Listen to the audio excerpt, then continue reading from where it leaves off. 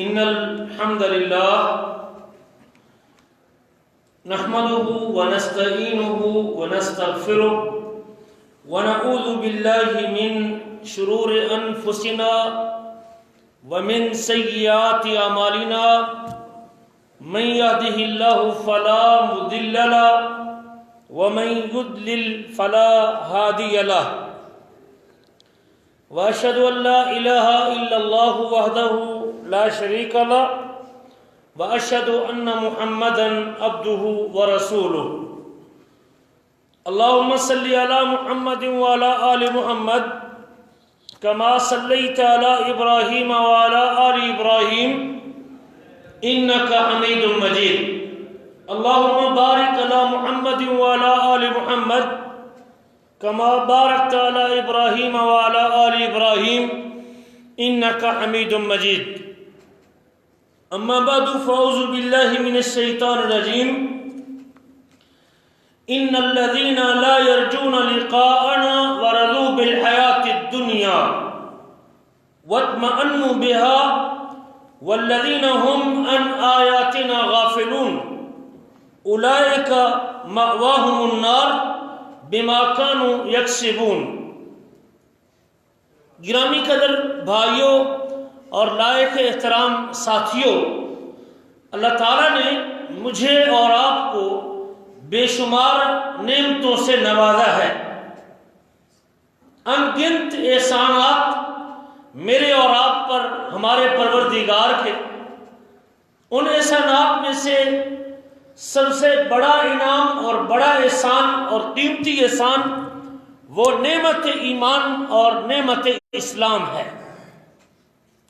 اللہ تعالیٰ نے اپنی کتاب میں بعض مقام پہ اپنے اس انعام کا تذکرہ بھی کیا ہے اور اپنے بندوں کو اس انعام کی یاد دہانی بھی کروائی ہے۔ اللہ فرماتے ہیں سورۃ بقرہ میں وَلَا تَتَّخِذُوا آیَاتِ اللَّهِ هُزُوًا، تم اللہ کی آیتوں کو مذاق نہ بناؤ، اللہ کی آیتوں سے تمسخر نہ کرو۔ وَاذْكُرُوا نِعْمَتَ اللَّهِ عَلَيْكُمْ، اور اپنے اوپر اللہ کی نعمت کو یاد کرو۔ وَمَا أَنزَلَ عَلَيْكُمْ مِنَ الْكِتَابِ وَالْحِكْمَةِ، اور جو اللہ نے تم پر کتاب و حکمت اتاری ہے، یعظکم بہ، وہ رب تمہیں اس کتاب کے ذریعے واعظ کرتا اور نصیحت کرتا ہے۔ واتقوا اللہ، اللہ سے ڈرو۔ وَاعْلَمُوا أَنَّ اللَّهَ بِكُلِّ شَيْءٍ عَلِيمٌ، اور جان لو کہ اللہ تعالیٰ ہر چیز کو خوب جاننے والا ہے۔ کبھی اللہ تعالیٰ فرماتے ہیں اپنی کتاب میں وَاعْتَصِمُوا بِحَبْلِ اللَّهِ جَمِيعًا، تم سب مل کے اللہ کی رسی کو مضبوطی سے تھام لو، کٹھے ہو کے اللہ کی رسی کو مضبوطی سے پکڑ لو۔ وَاعْتَصِمُوا بِحَبْلِ اللَّهِ جَمِيعًا وَلَا تَفَرَّقُوا، اور فرقوں میں تقسیم نہ ہو جاؤ۔ وَاذْكُرُوا نِعْمَتَ اللَّهِ عَلَيْكُمْ، اور اپنے اوپر اللہ کی نعمت کو یاد کرو۔ اذ کنتم اعداء فالف بین قلوبکم، جب تم ایک دوسرے کے دشمن تھے، عدو تھے، مخالف تھے، ایک دوسرے کو برداشت نہ کر رہے تھے۔ فالف بین قلوبکم، اور اس پروردگار نے تمہارے دلوں کو جوڑ دیا، تمہارے دلوں میں محبت پیدا کر دی، نفرتوں کو محبتوں میں تبدیل کر دیا گیا، افتراق اور انتشار کو باہمی طور پہ ایک دوسرے کی مودت کے اندر بدل دیا۔ فَأَلَّفَ بَيْنَ قُلُوبِكُمْ فَأَصْبَحْتُمْ بِنِعْمَتِهِ إِخْوَانًا، اور تم اس کی نعمت کے بسبب ایک دوسرے کے بھائی بھائی بن گئے۔ یہ حبل کیا تھی؟ یہ اللہ کا دین تھا، یہ قرآن تھا، یہ اللہ کی وحی تھی، یہ نبی کریم صلی اللہ علیہ وسلم کی رسالت تھی، یہ اللہ کے رسول صلی اللہ علیہ وسلم کا رسول بن کے آنا تھا، جس نے جوڑ دیا اور جس میں لوگوں کے درمیان محبت پیدا کر دی۔ انسانیت جب اپنے آخری سانسوں پہ تھی اور زندگی موت کے کشمکش میں تھی، ہر حوالے سے ابتری کا شکار تھی، لوگ معاشی طور پہ اور معاشرتی طور پہ بحرانوں کا شکار تھے، جب اخلاقی گراوٹ اپنی انتہا کو چھو چکی تھی اور اخلاقی پستی بھی اپنے عروج پہ پہنچ چکی تھی، جب اخلاقی قدریں ختم ہو چکی تھیں، جب انسانیت اپنی آخری سانسوں پہ تھی، جب اخلاقی قدریں جو ہیں وہ ناپید ہو چکی تھی، جب کوئی ایک دوسرے کا احساس کرنے کو تیار نہیں تھا، جس معاشرے میں بچی کی کوئی قدر و قیمت نہیں تھی، بیٹی کی پیدائش پہ باپ کا منہ لٹک جایا کرتا تھا اور گھر میں صف ماتم بچھ جایا کرتی تھی، اور اس بچی کو پیدائش کے موقع پہ پکڑ کے گھر سے دور شہر کے باہر ایک کنویں کے اندر زندہ درگور کر دیا جاتا تھا۔ انسانیت کی یہ وقت اور یہ حیثیت تھی۔ لوگ اپنے خالق اور مالک کو بھول چکے تھے۔ معبود کون ہے، رب کون ہے، پروردگار کون ہے، پیدا کس نے کیا ہے، عبادت کس کی کرنی ہے، اس حوالے سے بھی لوگ اس قدر ابتری کا شکار تھے کہ اللہ کے گھر میں جس کو ابراہیم علیہ السلام نے کھڑا کیا اور بنایا تھا، اس مواحد نبی نے جس کو تعمیر کیا تھا اور جس کی بنیاد ہی اللہ کی توحید پہ تھی، اس گھر میں 360 بتوں کو لوگوں نے سجا رکھا تھا، لوگ ان کی پرستش کرتے تھے، لوگ اپنے خالق کو بھولے ہوئے تھے، بندگی کے طریقے لوگوں کے اپنے تھے، لوگ مخلوق کی پوجا کرتے تھے، مورتیوں کے سامنے جھکتے تھے، بتوں کے سامنے اپنی حاجتیں پیش کرتے تھے، لوگ ان کو اپنے نفع نقصان کا مالک سمجھتے تھے۔ ہر حوالے سے لڑائیاں اور جنگیں اپنے جوبن پہ تھیں اور اپنے زور پہ تھیں۔ معمولی باتوں پہ سالوں سال تک لوگ جنگیں لڑا کرتے تھے۔ حالی نے کہا اپنے کلام میں، کبھی پانی پینے پلانے پہ جھگڑا اور کبھی گھوڑا بڑھانے پہ جھگڑا، گھوڑ دوڑ میں لڑائی پڑتی اور پھر وہ سالوں سال تک لڑائی جاری رہتی، پانی پینے پلانے پہ لڑائی پڑتی اور پھر سالوں تک وہ لڑائی ان کی جان نہیں چھوڑتی تھی۔ لوگ اس قدر جاہلیت کا شکار تھے اور جاہل تھے کہ حرمت والے مہینوں کا پاس اور خیال بھی لوگ ختم کر چکے تھے۔ ان حالات میں اللہ نے انسانیت پہ رحم کھایا اور اس ڈوبتی انسانیت کو سہارا ملا کہ دین اسلام اللہ نے اتار دیا، نبی کریم صلی اللہ علیہ وسلم کو اللہ نے رسول بنا دیا، میرے آپ کے حبیب کو رسالت کا پیغام مل گیا، قرآن ان کے قلب اثر پہ اترا، حضرت جبریل کا پھیرا پڑا اور مالک الملک نے ان ساری نفرتوں اور ساری جو ہے نا منافرتوں کو محبتوں اور دوستیوں کے اندر تبدیل کر دیا۔ فَأَصْبَحْتُمْ بِنِعْمَتِهِ إِخْوَانًا، تم اس کی نعمت کے ساتھ ایک دوسرے کے بھائی بن گئے، ایسے بھائی بنے کہ شاید انسانی تاریخ میں اس کی کوئی مثال نہیں ملے گی۔ مہاجر جب اسلام کو بچانے کے لیے، یہ نعمت تھی، یہ قدر تھی نعمت ایمان کی، ایمان بچانے کے لیے مکہ چھوڑنا پڑا تو کوئی پرواہ نہیں کی اپنے گھر کی، کام کی، کاروبار کی، دنیا کی، بلڈنگ کی۔ یہ ہمارا آبائی گھر ہے، اس میں ہماری جائیدادیں ہیں، اس میں ہم کئی نسلوں سے بس رہے ہیں اور ہماری کئی نسلیں ان گھروں میں آباد ہیں، ہم ان کو کیوں چھوڑ دیں؟ نہیں، جب ایمان کو بچانے کے لیے اپنا گھر چھوڑنے کا آرڈر ملتا ہے تو کسی نے اپنے گھر کی پرواہ نہیں کی، بال بچوں کی پرواہ نہیں کی، دوست احباب کی پرواہ نہیں کی، عزیز رشتہ داروں کا خیال نہیں کیا، صرف اس لیے کہ میرے رب کی مرضی یہی ہے کہ اب تو نے ہماری ذات کے اوپر ایمان کا دفاع کرنا اور بچانا ہے، میرے رب کی مرضی یہی ہے کہ تو نے ہمارے آخری حبیب کی پیروی کرنی ہے، رسول کریم کا ساتھ دینا ہے، اور اگر تمہیں یہ سب کچھ سے ہاتھ دھونا پڑتے ہیں تو یہ تمہیں برداشت کرنا پڑے گا۔ مکہ کی زندگی سے اگر تمہیں خیر باد اسے کہنا پڑتا ہے تو تجھے کہنا پڑے گا اگر آپ نے ایمان بچانا ہے۔ ایک طرف یہ قافلہ تھا جس کو مہاجرین کی جماعت کہتے ہیں، جنہوں نے اپنی کوئی قربانی دینے سے دریغ نہیں کیا، اور پھر کیا بات ان استقبال کرنے والوں کی بھی اور ان ویلکم کہنے والوں کی بھی جو مدینہ میں اس بات کے منتظر تھے کہ ہمارے مہاجر بھائی آئیں تو صحیح اور ہم اپنے دل نکال کے ان کے سامنے رکھنے والے ہیں۔ حضرت عبد الرحمن بن عوف رضی اللہ تعالیٰ عنہ جب منڈی کا راستہ پہنچتے ہیں انصاری مسلمان اسے کہتے ہیں میری 2 بیوی ہیں، میں ایک کو طلاق دیتا ہوں، انظر ایہما شئت، ابھی پردے کے احکام نہیں آئے تھے، ان میں سے تو دیکھ لے جو تو چاہتا ہے میں اس کو طلاق دیتا ہوں تو اس سے نکاح کر لے۔ منڈی کا راستہ پوچھتے ہو، گھر بار چھوڑ کے آئے ہو، یہ ہمارا مال تمہارا مال ہے۔ اللہ کے رسول نے مواخات قائم کر دی، انصاری اور مہاجر کو بھائی بھائی بنا لیا، وہ اس کی ساری کفالت کرتا تھا، مہاجر کا سارا بوجھ اٹھاتا تھا۔ فرمایا یہ میرا مال ہے، اس کو 2 حصوں میں تقسیم کر دیتا ہوں، آدھا آپ استعمال کیجیے، آدھا میں استعمال کروں گا۔ یہ محبت اور پیار تھی، اور یہ الفت اور لگاؤ پیدا کیا، اور یہ ایمان کی وجہ سے پیدا ہوا ہے۔ فَأَصْبَحْتُمْ بِنِعْمَتِهِ إِخْوَانًا، تم اس کی نعمت کے ساتھ ایک دوسرے کے بھائی بھائی بن گئے۔ وَكُنْتُمْ عَلَى شَفَا حُفْرَةٍ مِّنَ النَّارِ، تم جہنم کے گڑھے کے کنارے پہ تھے، عقیدے کے اعتبار سے، ایمانیات کے اعتبار سے، اخلاق کے اعتبار سے۔ کنتم علی شفا حفرۃ من النار فانقذکم منها، اللہ تعالیٰ نے تم کو اس سے بچا لیا۔ کذالک یبین اللہ لکم آیاتہ لعلکم تہتدون، اسی طرح اللہ تعالیٰ اپنی آیتیں کھول کے بیان کرتا ہے، اللہ بیان کرتا ہے اپنی آیتوں کو، واضح کرتا ہے اپنی آیتوں کو، لعلکم تہتدون، تاکہ تم راہ پا جاؤ۔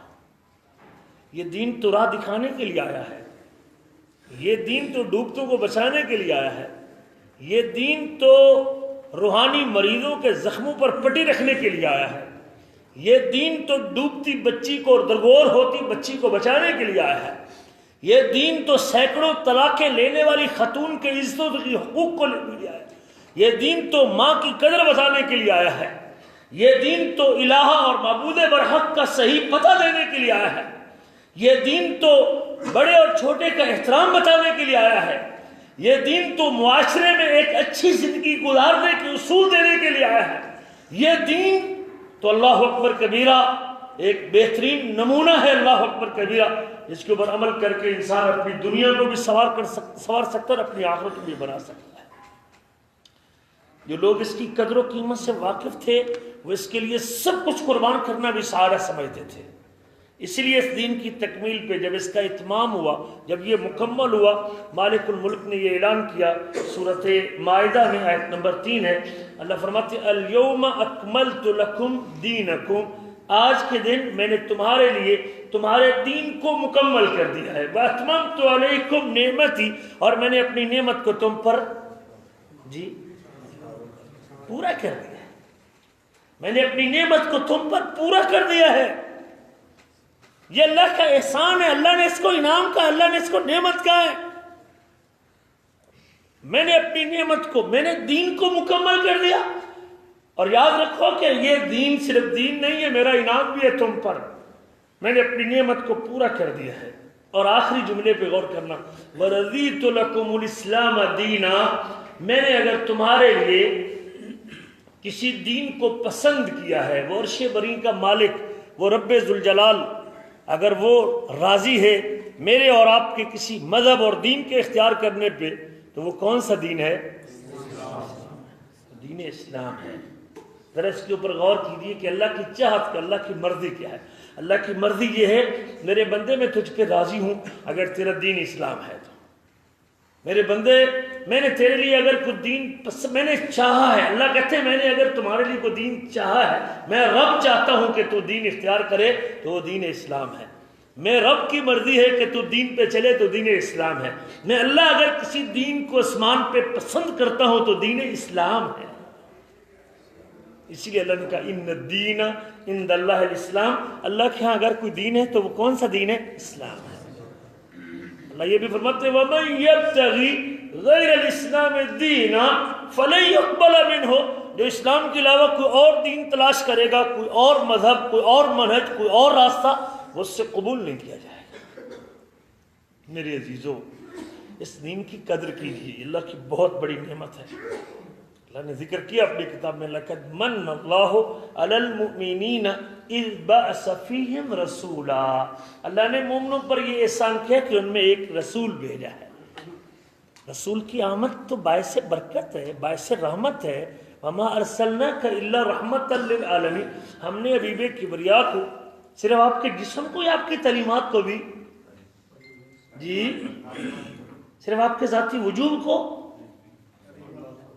آپ کی زبان مبارک سے نکلنے والی باتیں وہ عقیدے کے حوالے سے، اخلاق کے حوالے سے، آداب کے حوالے سے، ماں باپ کے حقوق کے حوالے سے، بچوں کے حقوق کے حوالے سے، مزدور کے حقوق کے حوالے سے، عامل کے حقوق کے حوالے سے، اجیر کے حقوق کے حوالے سے، مالک کے حقوق کے حوالے سے، رسول کریم کی زندگی کو ہم نے تمہارے لیے نیک اور نمونہ بنایا.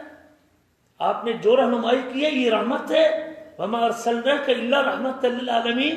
ہم نے تم پہ احسان کیا ہے کہ محمد کریم تمہارے رسول ہیں. ہم نے تم پہ انعام کیا ہے کہ رسول کریم تمہارے راہبر ہیں. ہم نے تم پر انعام کیا ہے کہ تم اللہ کے رسول کو رسول ماننے والے ہو. یتلو علیہم، وہ تم پر اللہ کی آیتیں پڑھتے ہیں، وہ تمہارا تزکیہ کرتے ہیں، وہ تم کو پاک کرتے ہیں، کتاب و حکمت کی تعلیم دیتے ہیں. اللہ کا شکریہ ادا کریں کہ تمہارے ہاتھ میں کتاب ہے. اللہ کا شکریہ ادا کریں کہ تم پر محمد کریم کتاب کی تلاوت کرتے ہیں. اللہ کا شکریہ ادا کریں کہ محمد کریم تمہارا تزکیہ کرتے ہیں. وَإِن كَانُوا مِن قَبْلُ لَفِي ضَلَالٍ مُبِينٍ. اگرچہ آپ کی آمد سے پہلے جب نہ کتاب تھی، نہ وحی تھی، نہ قرآن تھا، نہ تزکیہ تھا، نہ حکمت تھی، نہ سنت تھی، تو لوگ کھلی گمراہی میں تھے. یہ اللہ کا احسان ہے.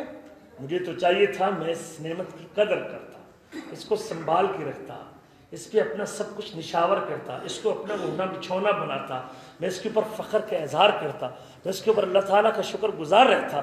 یا رب تیری مہربانی ہے کہ تو نے مجھے انعام دی، مجھے اسلام کی نعمت سے نوازا. اللہ تو نے ایمان کی نعمت سے مالا مال کیا. لیکن آج ہم اسلام سے تنازل لینے کی کوشش کر رہے ہیں، تھوڑا تھوڑا کر کے، ایسا ایسا کر کے اسلام سے دستبردار ہونے کی کوشش کر رہے ہیں، اسلام سے جی چھڑانے کی کوشش کر رہے ہیں. حاکم بھی، عوام بھی، علماء بھی، حکمران بھی، کسی طرح اس سے جان چھوٹ جائے. اسلام کو بوجھ سمجھنا شروع کر دیا ہمارے لوگوں نے. اسلام کو ہم نے اپنے آپ کو بیکورڈ، اسلام کو ماننا اپنے آپ کو بیکورڈ کرنے کے مترادف سمجھا ہوا ہے. یہ پتھر کے دور میں لے کے چلا جائے گا، یہ فنڈامنٹلسٹ لوگ ہیں، یہ بنیاد پرست لوگ ہیں، یہ تو پیچھے لے کے چلے جائیں گے، یہ تو قوموں کی ترقی روک دیں گے. جو اللہ کا احسان تھا، اور جس نے واللہ ڈوبتی گندے بدترین معاشرے کو ترقی سے سرفراز کیا تھا، اس سستی انسانیت کو اور ڈوبتی انسانیت کو ترقی کس نے دی؟ کس نے دی؟ اسلام نے دی ہے بھائی، ایمان نے دی ہے، دین نے دی ہے. کون سی برائی تھی؟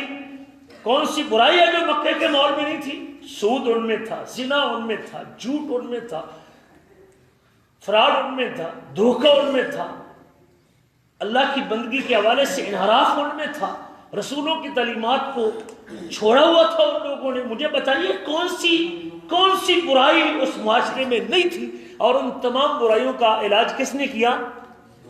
اسلام نے کیا ہے. آج میں اس نعمت کی قدر کرنے کی وجہ سے بھاگنے کی کوشش کرتا ہوں. نہ چہرے پہ اسلام، نہ لباس پہ اسلام، نہ نماز ہماری زندگی میں، نہ نماز کی فکر، نہ روزے کی فکر، نہ زکوٰۃ کی فکر، نہ اخلاق کی فکر، نہ حقوق اللہ کا پاس، نہ حقوق العباد کا پاس، نہ بندوں کا خیال، نہ صلہ رحمی، نہ اخلاق، نہ آداب. ہم اس سے دور بھاگنے کی کوشش کر رہے ہیں. یہ متوع ہے اور یہ مولوی ہے، اس سے بچ کے یار شادی کے اوپر دیکھو جو کرنا ہے سائڈ پہ کر لیں. ہمارے فنکشن دیندار لوگوں سے خالی، وہ روک دے گا ہمیں اس گندگی سے، بے حیائی سے، وہ روکے گا.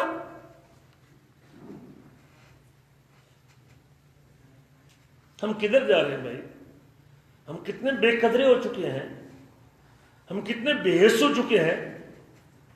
ہمارے لیے تو اعزاز کی بات تھی، سعادت کی بات تھی، فخر کی بات تھی کہ اللہ نے نعمت ایمان سے نوازا ہے. لوگ اس کے اوپر فخر کا اظہار کرتے تھے، جو اس کی قدر و قیمت کو جانتے تھے اور اس کی اہمیت سے واقف تھے. یہ ہماری ترقی کا راستہ ہے، یہ ہماری عظمت کا راستہ ہے، یہ ہمارے عروج کا راستہ ہے، یہ ہماری بلندی کا راستہ ہے. بڑے بڑے درباروں میں بیٹھ کے روٹی کھاتے تھے، صحابی رسول کے ہاتھ سے لقمہ گر گیا. درباری نے کہا دیکھ تو بیٹھا ہوا ہے بڑے دربار میں، اور پتہ نہیں یہ ورلڈ آرڈر ہے اور یہ بڑی سپر پاور ہے جس کے دربار میں تو بیٹھ کے روٹی کھا رہا ہے، تو لقمہ نیچے گرا، وہ لقمہ اٹھانے لگے. درباری نے کونی ماری، یہ کیا کرنے لگا تو؟ کہتے اترک سنت رسول اللہ لہؤلاء الحمقى، ان بے وقوفوں کی خاطر میں اللہ کے رسول کی سنت چھوڑ دوں؟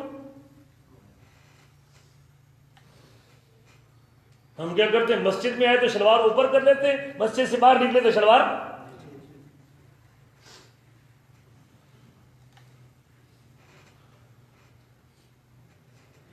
راضی رہے رحمان بھی اور راضی رہے شیطان بھی، دو نمبری کرتے اللہ تعالیٰ سے، دھوکہ کرتے اللہ تعالیٰ کو، سمجھتے ہیں کہ مسجد میں اللہ دیکھتا اور مسجد سے باہر اللہ نہیں دیکھتا۔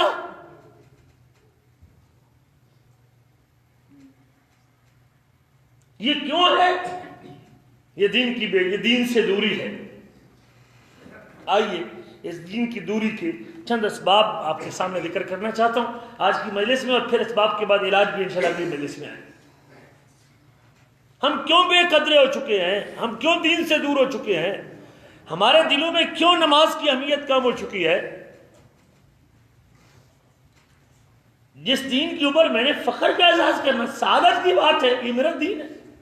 عثمان بن عفان سے مکہ والوں نے کہا تھا جب ان کی شلوار ٹخنے سے اوپر تھی اور آدھی پنڈلی پہ تھی، کسی نے کہا عثمان اتنا کمزور اور کنگال ہو چکا ہے، کبھی تیری دولت کے چرچے تھے اور آج تیری شلوار اور تیری چادر کا کپڑا بھی پورا نہیں۔ جواب میں کیا کہا، کذا عزرت و خلیل رسول صلی اللہ علیہ وسلم، پاگلو بات پیسے کی نہیں، میرے خلیل کی چادر ہی نصف پنڈلی پہ ہے، میرے حبیب کی چادر ہی نصف پنڈلی پہ ہے۔ یہ لوگ تھے جو اسلام کو اعزاز سمجھتے تھے۔ لوگوں کی کیا پرواہ کرنی ہے ہم نے؟ ہمارے لیے سب سے بڑی مجبوری ہمارا اللہ ہے، اس کی محبت، اپنے رسول کا پیار اور اپنے نبی کی بات۔ میرے رسول کا فرمان ہے ساری دنیا بھی نہ کرے، ہمارے رسول نے کیا تو ہم اس کے کرنے کے ہمیں کرنے کے لیے تیار رہنا چاہیے۔ یہ ایمان ہے۔ کیا فخر کی بات ہے، نبی کریم مسجد سے باہر نکلے، صحابہ کرام مسجد میں تشریف فرما رہے تھے اور آپ صلی اللہ علیہ وسلم نے پوچھا کیا کر رہے ہو؟ کہتے ہیں اللہ تعالیٰ کا شکریہ ادا کر رہے ہیں کہ اللہ تعالیٰ نے ایمان کی نعمت سے نوازا ہے۔ اللہ کا شکریہ ادا کر رہے ہیں، اللہ کی حمد کر رہے ہیں کہ اللہ نے نعمت ایمان سے مالا مال کیا ہے۔ اللہ کے رسول فرماتے ہیں اللہ ہو، تمہیں اللہ پاک کی قسم ہے، کیا واقعی اسی لیے بیٹھے ہو؟ کہتے ہیں ہاں اسی لیے بیٹھے ہیں اللہ کے رسول، اللہ پاک کی قسم ہے، رب ذوالجلال کی قسم ہے، ہم صرف اس لیے بیٹھے ہیں کہ اللہ کا شکریہ ادا کر رہے ہیں کہ اللہ نے اسلام کی نعمت سے نوازا ہے۔ رسول کریم فرماتے ہیں مجھے آپ کے کہنے پر کوئی شک نہیں ہے، لیکن میں صرف آپ کی بات کو یقین طلب کرنا چاہتا تھا اور آپ سے پوچھنا چاہتا تھا اور آپ کے یقین کا اندازہ کرنا چاہتا تھا۔ اللہ پاک اور اللہ ذوالجلال آپ لوگوں کے اوپر فخر کا اظہار کر رہے ہیں۔ جو لوگ اسلام کے اوپر شکریہ ادا کرتے تھے نا، ایمان پہ، اللہ ان کے اوپر فخر کا اظہار کرتے تھے۔ آئیے دین کی دوری کے اسباب میں سے سب سے پہلا سبب دنیا کی محبت ہے۔ ہمیں دنیا نے ہمارے پاؤں میں زنجیر ڈالی ہے، ہمارا فوکس صرف جسم ہے، صرف جسم ہے۔ یہ جسم، اس کی ضروریات، اس کا کھانا، اس کا پینا، اس کا پہننا، اس کی رہائش، اس کی سواری، اس کا آنا، اس کا جانا، اس کا بیٹھنا، بوڑھے ہونے تک میری جتنی ضروریات ہے، میری صبح سے لے کر شام تک میری تگودو اسی جسم کی۔ دیکھ لیں آپ 8 گھنٹے آپ ڈیوٹی کریں، 12 گھنٹے کریں، 15 گھنٹے کریں، اوور ٹائم کریں، ہدف کیا ہے اس کا؟ صرف اور صرف جسم دو چیزوں کا مرکب ہے، ایک روح ہے اور ایک جسم ہے۔ ہماری جو ڈیوٹی ہے اور ہماری جو مصروفیت ہے 24 گھنٹوں میں سے اس کا زور کس طرف ہے، جسم کی طرف یا روح کی طرف؟ جسم کی طرف۔ اپنی اولاد کا، اپنے بچوں کا، میں خود بھی، ہمارے والدین نے بھی ہماری یہ تربیت کی کہ بس یہ دنیا ہے، دنیا کماؤ، اچھا بنو، اچھا مال کماؤ، اچھا گھر، اچھی بلڈنگ، اچھا مکان، اچھی کوٹھی، اچھی سروس، نوکری، ڈاکٹر، انجینئر۔ اس لیے ہم اپنے بچوں کی تربیت، بیٹا آپ نے کیا بننا ہے؟ پائلٹ بننا ہے۔ آپ نے کیا بننا ہے؟ میں نے ڈاکٹر بننا ہے۔ آپ نے کیا بننا ہے؟ میں نے جناب انجینئر بننا ہے۔ آپ نے کیا بننا ہے؟ میں نے سائنسدان بننا ہے۔ کوئی کبھی یہ نہیں کہنے والا کہ بیٹا آپ نے اچھا مسلمان بننا ہے کہ نہیں بننا۔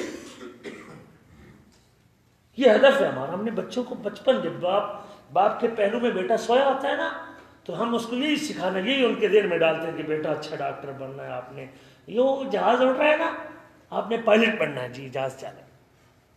ڈاکٹر کو دیکھا، آپ نے ڈاکٹر بننا ہے۔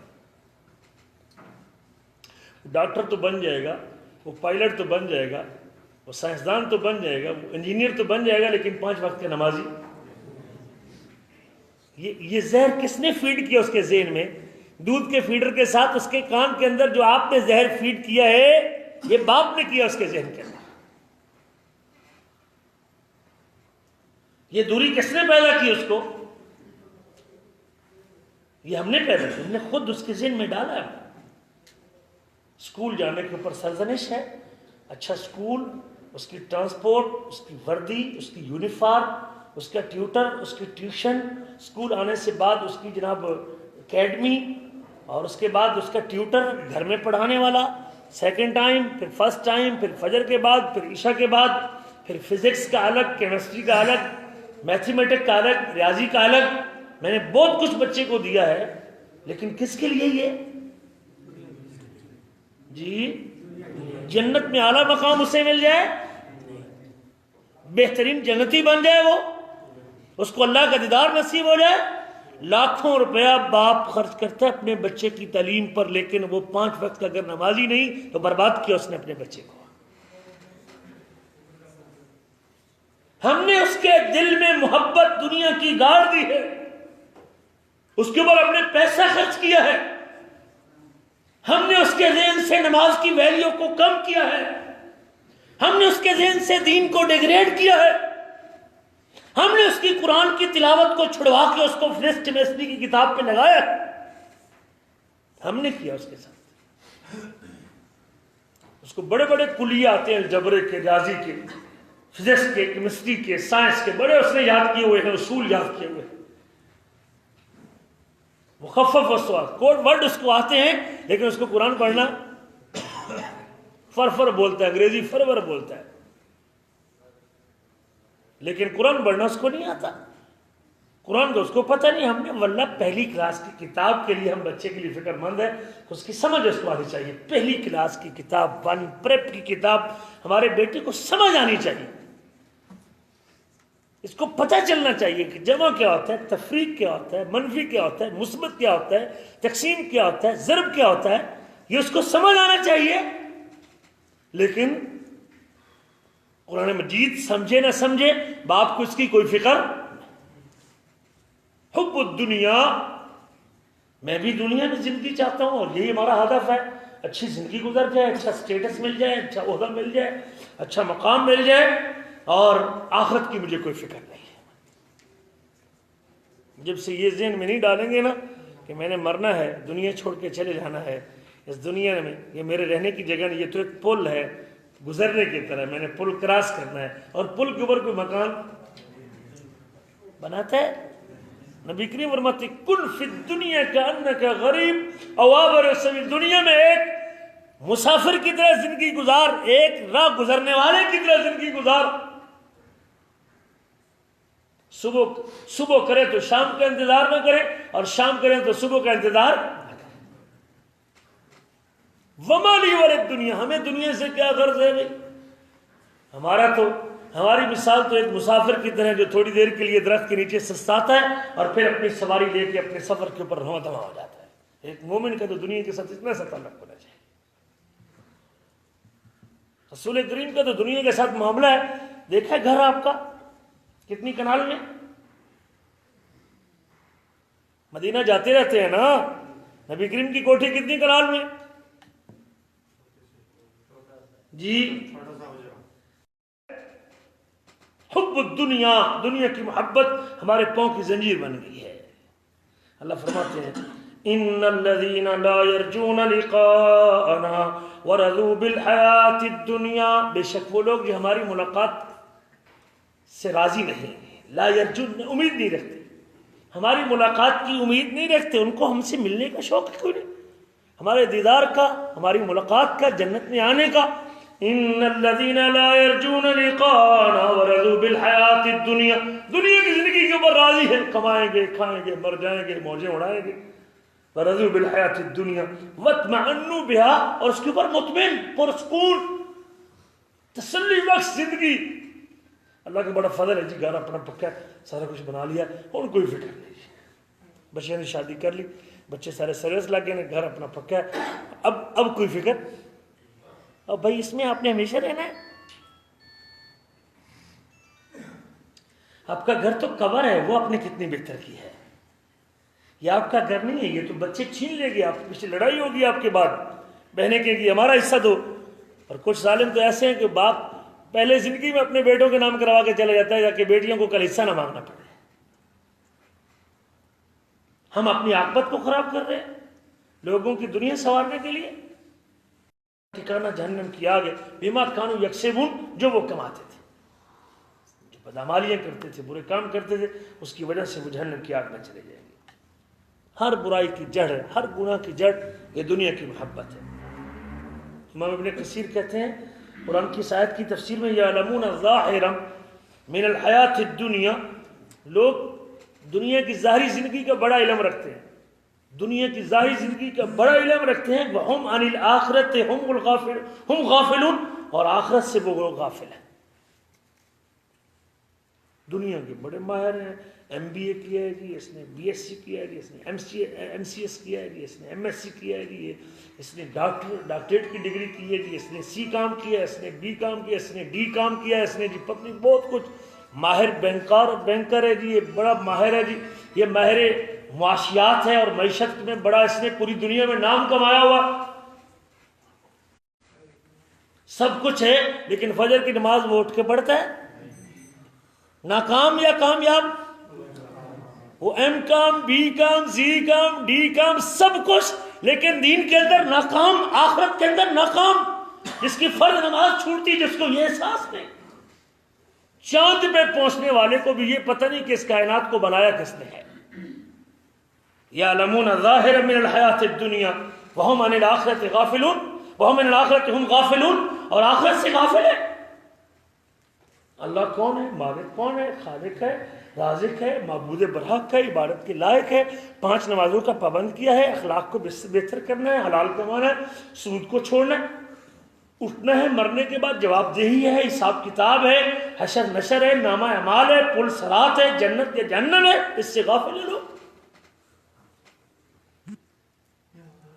امام ابن کثیر کہتے ہیں اکثر لوگ دنیا میں بڑے ماہر، دنیا کمانے میں، دنیا گھمانے میں، دنیا کی تجارت میں بڑے حذاق، عقل مند اور بڑے فتین اور بڑے، لوگ کہتے ہیں مٹی چی ہاتھ مار دیتے سونا بڑھ جاتی. بڑے ماہر ہیں دنیا میں، لیکن آخرت کے معاملے میں جس نے اس کی جنت کو بنانا تھا، جہنم سے بچانا تھا، اللہ کے دیدار سے مشرف کرنا تھا، مالک الملک کی محبت سے اور اللہ تعالیٰ کی محبت ملنی تھی جس وجہ سے، اور جس بنیاد پہ جامع کوثر پینا تھا، اس سے مغفل خود ذہن، اس کو کچھ سمجھ نہیں آتا. نہیں جی میری زبان سے نہیں چڑھتی ہے، اے دعا میری زبان سے نہیں چڑھتی، یہ جو آپ نے دعا سکھائی استاد جی میری زبان سے نہیں چڑھتی.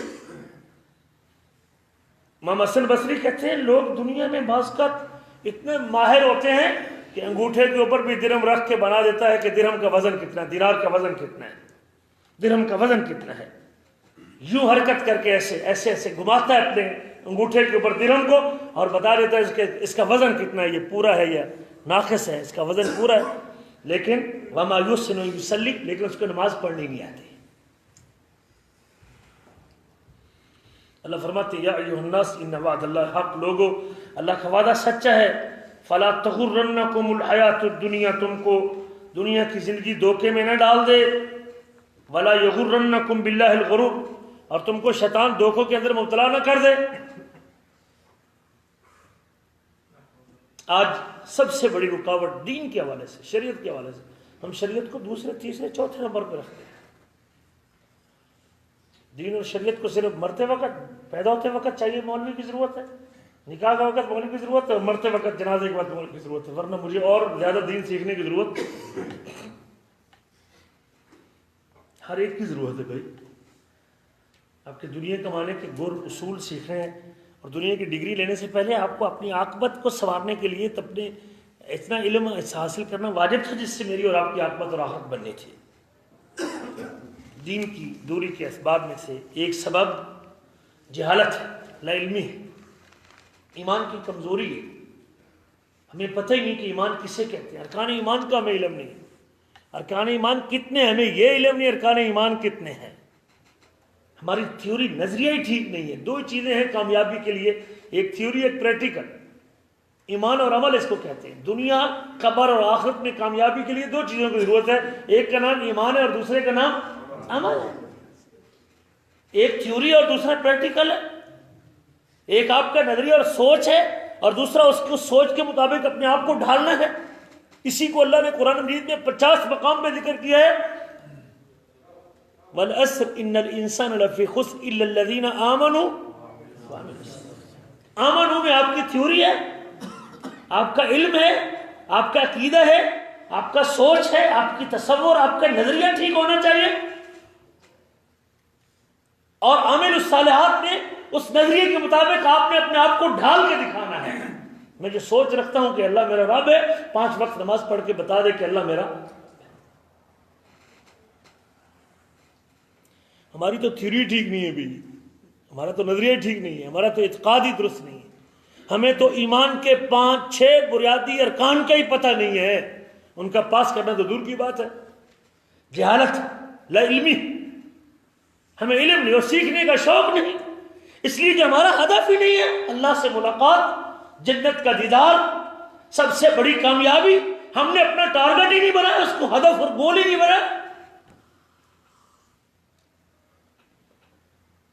لا علمی اور جہالت, نہ اللہ کی ذات کا پتہ, نہ صفات کا پتہ, نہ اس کے ناموں کا پتہ. ہمیں نہیں پہچان اس کے, اللہ کے حقوق کی ہمیں پتہ نہیں کہ اللہ کے میرے اوپر کیا حق ہیں. جہالت ہے, غافل ہیں. ہمیں اس کے اوامر کو پامال کرتے ہیں, اس کی نواہی سے دامن کو آلودہ کرتے ہیں. جن کاموں سے اللہ نے منع کیا اس کا ارتکاب کرتے ہیں, جن کاموں کا اللہ نے حکم دیا اس کو چھوڑتے ہیں. کیا وجہ کیا ہے؟ جاہل ہے. ہمیں پتہ ہی نہیں یہ کتنا بڑا گناہ, نماز چھوڑنا کتنا بڑا گناہ ہے. ہمیں یہ احساس اور شعور ہی نہیں. اللہ کی قسم.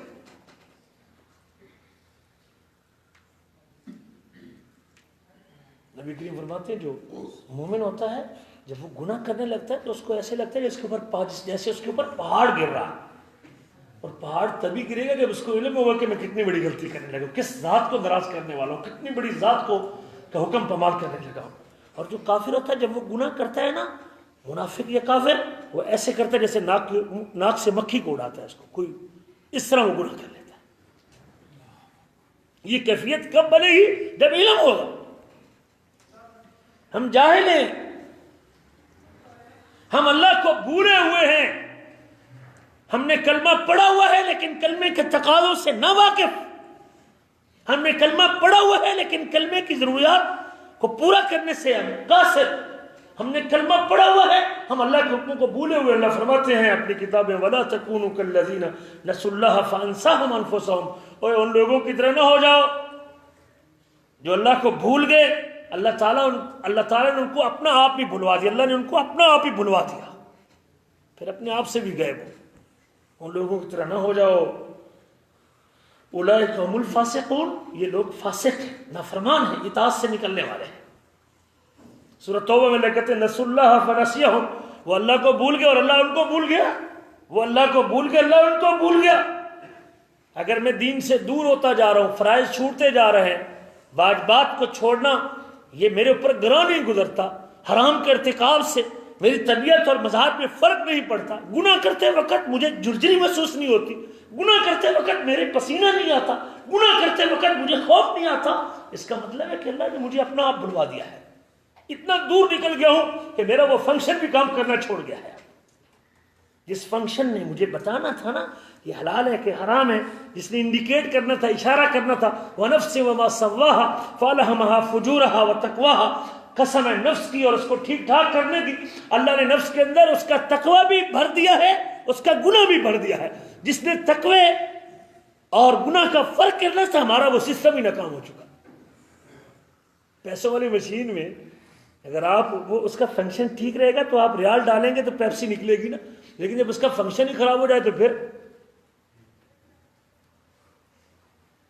ہم نے تو اپنا فنکشن ہی گناہ کر کے اپنا فنکشن ہی خراب کر دیا. جس سے میں نے تمیز کرنی تھی, جس سے مجھے فرق پڑنا تھا, میں نے اپنے نفس کو علائشوں سے پاک رکھنا تھا، نقصان سے بچانا تھا، سسٹم کو میں نے خراب نہیں ہونے دینا تھا۔ قد افلح من زکاہا قد افلح من تزکا، وہ کامیاب ہو گیا جس نے تزکیہ کیا۔ تزکیہ کیا ہے؟ میں نے اپنے آپ کو بچا کے رکھنا تھا، وہ کامیاب تھا۔ ہم تو اپنے آپ کو پاک ہی نہیں کر سکے، ہمیں کوئی احساس نہیں اللہ مجھے دیکھ رہا ہے۔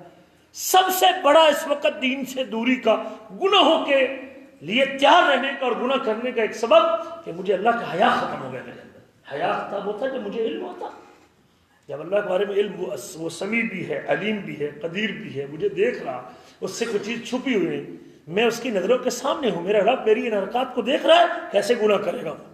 انما یخشی اللہ من عبادہ العلماء، اللہ تعالیٰ سے اس کے عالم بندے ڈرتے ہیں، جس کے پاس علم ہوتا ہے وہ اللہ سے ڈرتا ہے۔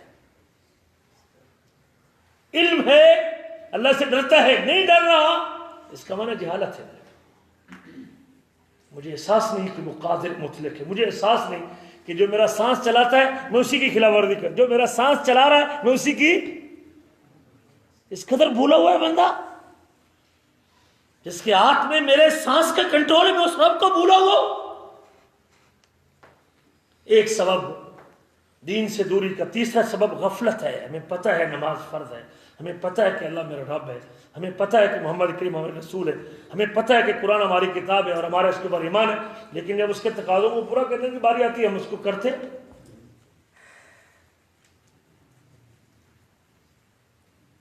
ہمیں پتہ ہے کہ دوائی کھانے سے طبیعت ٹھیک ہو جائے گی، بخار اتر جائے گا، یہ ٹی بی کے علاج کے لیے 6 مہینے کا کورس کرنا پڑے گا، لیکن پھر سستی اور غفلت کر جائے تو نقصان ہوگا کہ نہیں ہوگا؟ ہمیں پتہ ہے نماز فرض ہے، پڑھتے نہیں، غفلت ہے۔ ہمیں پتہ ہے کہ عبادت کے لائق اللہ کی ذات ہے، لیکن اللہ کی بندگی کرتے نہیں۔ ہمیں پتہ ہے کہ محمد کریم ہمارے رسول ہے، لیکن آپ کی تابعداری کرتے نہیں، یہ غفلت ہے۔ اللہ فرماتے ہیں اپنی کتاب سورۃ انبیاء میں، اقترب للناس حسابهم وهم فی غفلۃ معرضون، لوگوں کے حساب کا وقت قریب آ چکا ہے، معاملہ نیڑے ہے، قیامت قریب ہے، لوگوں کے حساب کا وقت قریب آ چکا اور وہ غفلت میں اعراض کیے ہوئے ہیں۔ منہ پھیرنے کا سبب، منہ موڑنے کا سبب، غفلت کا سبب، اعراض کا سبب، دوری کا سبب، منہ ہٹانے کا سبب، پیٹ پھیرنے کا سبب غفلت۔ وہم فی غفلۃ معرضون، یہ ہے مورد، یہ بھی ایک فیکٹر ہے۔ ما یاتیہم من ذکر من ربہم محدث، ان کے پاس ان کے رب کی طرف سے کوئی نیا ذکر آتا ہے، کوئی نئی نصیحت آتی ہے، الا استمعوہ وہم یلعبون، اس کو سنتے بھی تو کھیلتے ہوئے سنتے ہیں۔ ہمارا بھی دین کے ساتھ یہی رویہ ہے، اول تو ہم سننے کو تیار ہی نہیں، اور اگر سنتے ہیں تو کھیل تماشے کے سنتے ہیں۔ ہمارے پاس فرصت نہیں سننے کی، دین کی، قرآن کی، شریعت کی، حبیب کی، اللہ کی بات سننے کی فرصت ہی نہیں ہمارے پاس۔ سنتے ہیں تو وہ بھی بڑے دیوانے مستانے بن کے سنتے ہیں، بڑی مشکل سے۔ لاہیۃ قلوبہم، اللہ کہتے ہیں ان کے دل غافل ہو چکے ہیں۔ یہ بھی ایک سبب ہے، ہم غفلت کا شکار ہیں، اللہ کی اطاعت سے منہ پھیرے ہوئے ہیں، اس کا سبب بھی غفلت ہے۔ اللہ فرماتے ہیں اپنی کتاب میں، فویل للمصلین الذین هم عن صلاتهم ساہون، ان نمازیوں کے لیے ہلاکت ہے جو اپنی نمازوں سے غفلت برتتے ہیں۔ الذین هم یراؤون ویمنعون الماعون، جو برتنے کی چیزیں، جو دکھاوا کرتے ہیں اور برتنے کی چیزیں نہیں دیتے۔ چوتھا سبب دین سے دوری کا، چوتھا سبب دل پتھر ہو چکے ہیں میرے عزیزوں، دل پتھر ہو چکے ہیں، یہ دل کام چھوڑ گیا ہے۔ نبی کریم کا فرمان ہے، الا ان فی الجسد مضغۃ اذا صلح صلح الجسد کلہ، خبردار بندے کے جسم میں ایک ٹکڑا چھوٹا سا لوتھڑا ہے، اگر یہ ٹھیک ہو جائے تو سارا جسم ٹھیک ہو جاتا ہے، اور اگر یہ برباد ہو تو سارا جسم، الا وہی القلب، خبردار وہ کیا ہے؟ دل ہے۔ دل سخت ہو چکے ہیں۔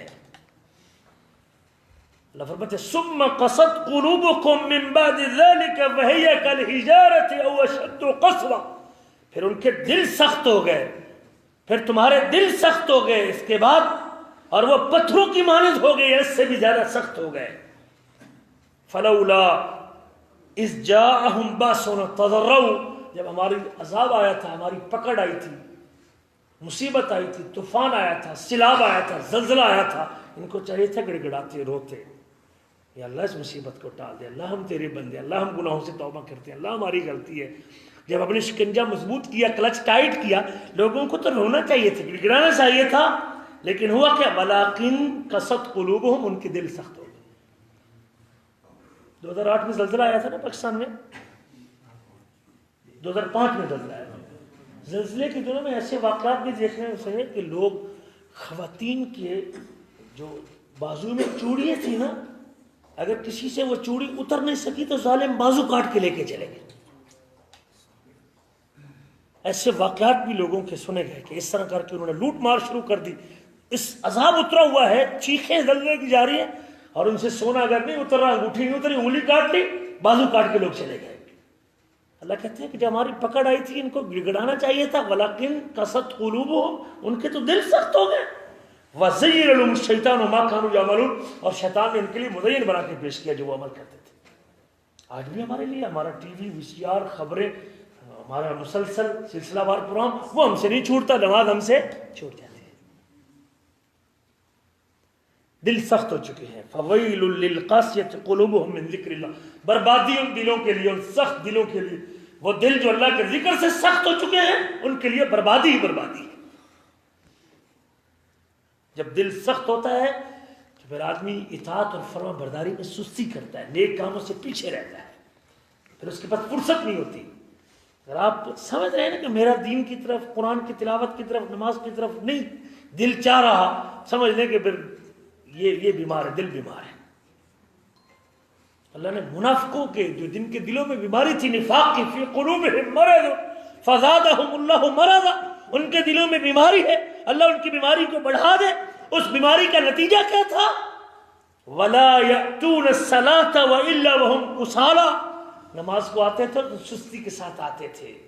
وَلَا يُنْفِقُونَ إِلَّا وَهُمْ كَارِهُونَ، مال خرچ کرتے تھے تو بڑی مشکل سے، ناپسندیدگی سے خرچ کرتے تھے۔ وَإِذَا قَامُوا إِلَى الصَّلَاةِ قَامُوا كُسَالَىٰ، دلوں میں نفاق کی بیماری تھی، نماز کے لیے اٹھنا مشکل تھا۔ منافقوں کے اوپر سب سے بھاری نماز کون سی نماز؟ فجر اور عشاء کی نماز سب سے گران تھی ان کے لیے۔ فجر عشاء کی نماز کہ دل کے اندر کیا تھی؟ اگر دین سے دور ہے، نماز سے دور ہے، نماز اس سے نہیں پڑھی جاتی تو پھر سمجھ لے کہ دل بیمار ہو چکا ہے۔ اگر دل کے بارے میں ڈاکٹر کہہ دے کہ اس کا جو سٹینٹ ہے وہ ڈلنے والا ہے، یا اس کا بائی پاس ہونے والا ہے، پھر تو اس کی بڑی دوڑیں لگے گی، سائیں بائیں سجے کھبے جداد جو کٹھی کی وہ بیچنے کے لیے تیار ہو جائے گا۔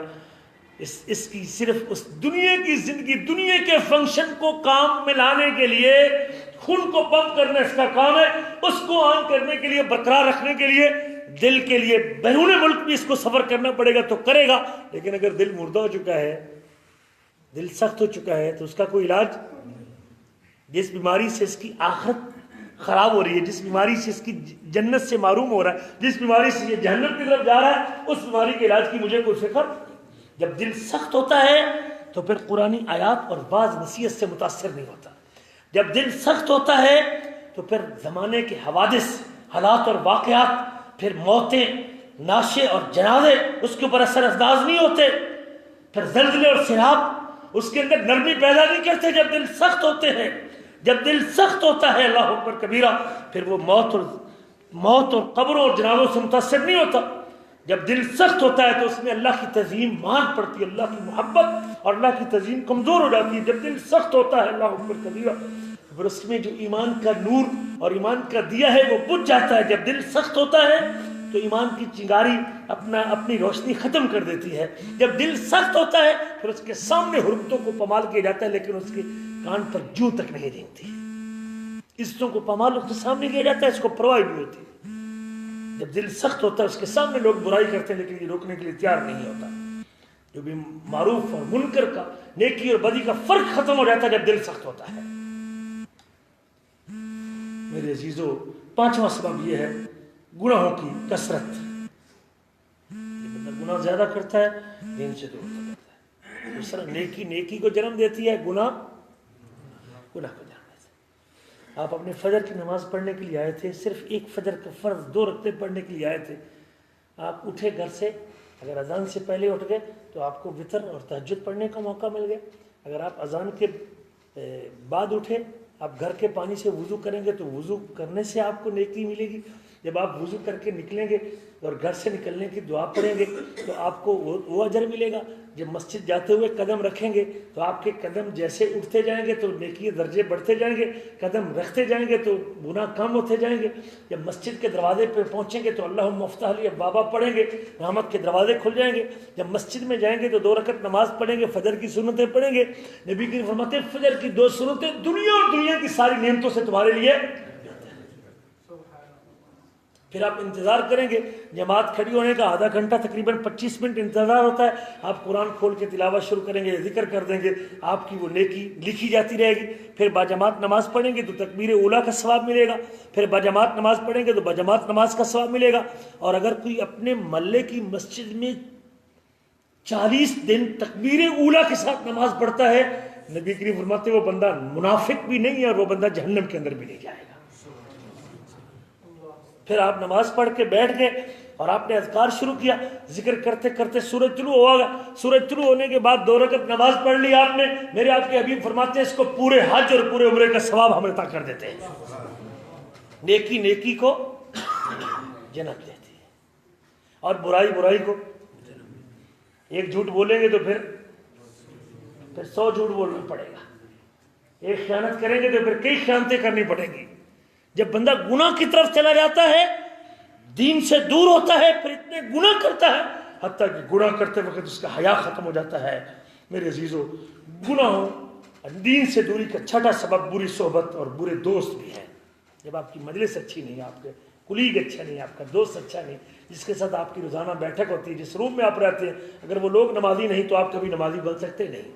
اگر وہ بے حیا قسم کے لوگ، گندی گالی بکنے والے لوگ، بے حیا قسم کے لوگ اور برے قسم کے لوگ، بے نماز قسم کے لوگ، سود خور قسم کے لوگ، جوئے کی پرچی ڈالنے والے لوگ ہیں، تو پھر کانٹے بونے کے بعد پھولوں کی توقع کرنے کی ضرورت.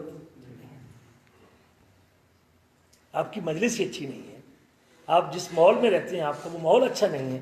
یہ چیز بندے کو خراب کرتی ہے. اور یہ اللہ قرآن میں کہتا ہے وَيَوْمَ يُعْضُ الظَّالِمُ عَلَىٰ يَدَيْهِ، قیامت کے دن ظالم اپنے ہاتھوں کو کاٹے گا. یہ ہے، یہ دانتوں کے ذریعے اپنے چمڑی کو دانتوں میں ڈال کے کاٹنا.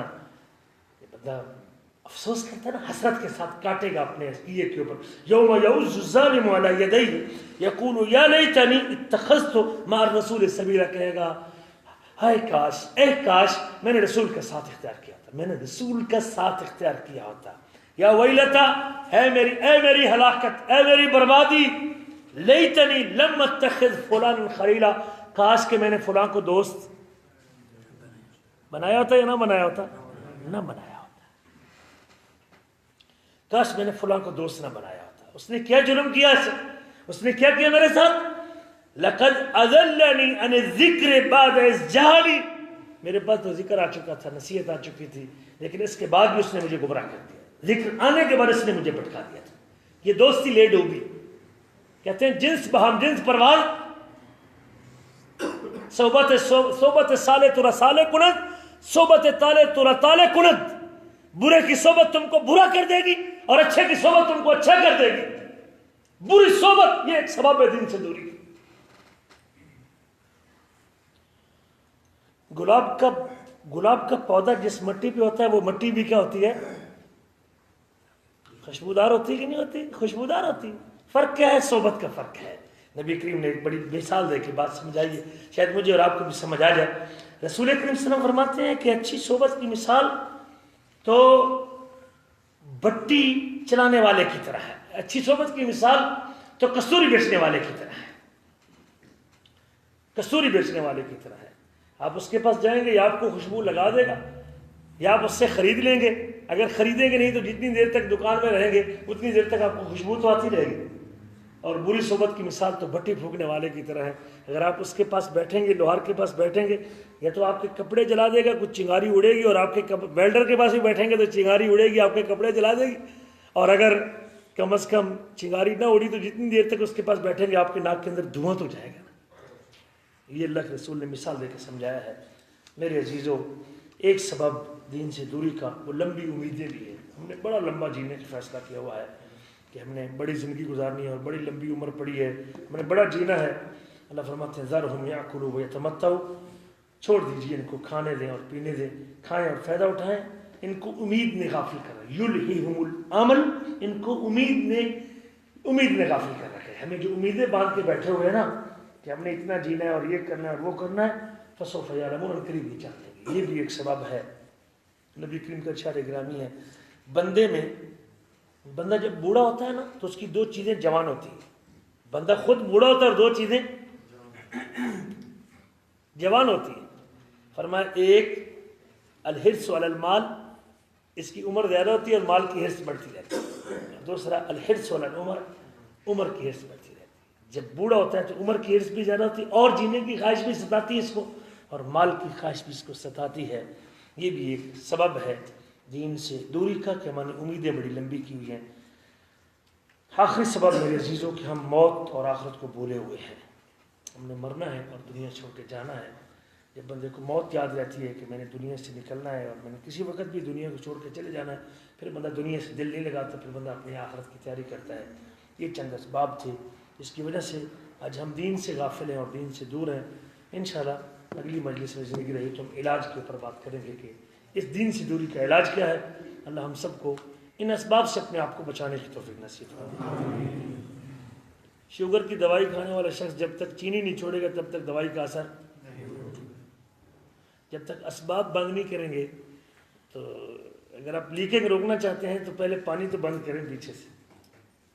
تو جب تک ہم اسباب نہیں بند کریں گے تب تک دوائی کھانے کا فائدہ نہیں ہوگا۔ اللہ سے دعا ہے کہ اللہ ہمیں اپنے آپ کو ان اسباب سے بچانے کی توفیق نصیب فرمائے اور پھر علاج کریں۔ انشاءاللہ مرض سے شفا ملے گی، اللہ کی محبت ملے گی اور اللہ کا پیار ملے گا، زندگی میں سکون آئے گا اور اطمینان آئے گا۔ اللہ سے دعا ہے کہ اللہ تعالیٰ مجھے اور آپ کو عمل کرنے کی توفیق نصیب فرمائے۔